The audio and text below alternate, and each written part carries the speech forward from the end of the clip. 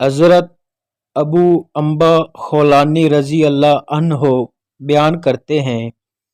نبی اکرم صلی اللہ علیہ وآلہ وسلم نے ارشاد فرمایا، جب اللہ تعالیٰ کسی بندے کے بارے میں بھلائی کا ارادہ کرتا ہے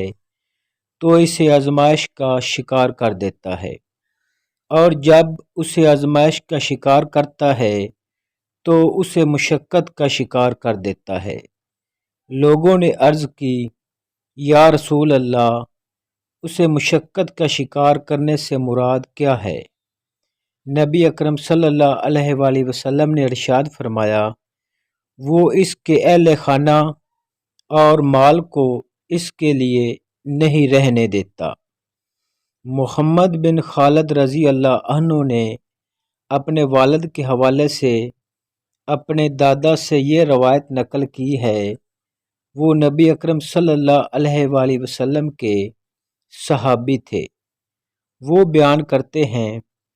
میں نے نبی اکرم صلی اللہ علیہ وآلہ وسلم کو یہ ارشاد فرماتے ہوئے سنا ہے،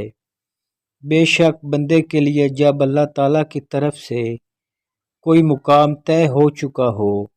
اور آدمی اپنے عمل کے ذریعے وہاں تک نہ پہنچ سکتا ہو تو اللہ تعالیٰ شخص کو اس کے جسم یا اس کے مال یا اس کی اولاد کے حوالے سے آزمائش کا شکار کر دیتا ہے، اور پھر اس آزمائش پر اسے صبر کی توفیق دیتا ہے، یہاں تک کہ اللہ تعالیٰ اس شخص کو اس مقام تک پہنچا دیتا ہے جو اللہ تعالیٰ کی طرف سے اس کے لیے پہلے سے طے ہو چکا ہوتا ہے۔ حضرت امام حسین بن علی رضی اللہ عنہ بیان کرتے ہیں، نبی اکرم صلی اللہ علیہ وآلہ وسلم نے ارشاد فرمایا، رات کے وقت پرندوں کے گھونسلوں کے پاس نہ جاؤ، کیونکہ رات ان کے لیے امان ہے۔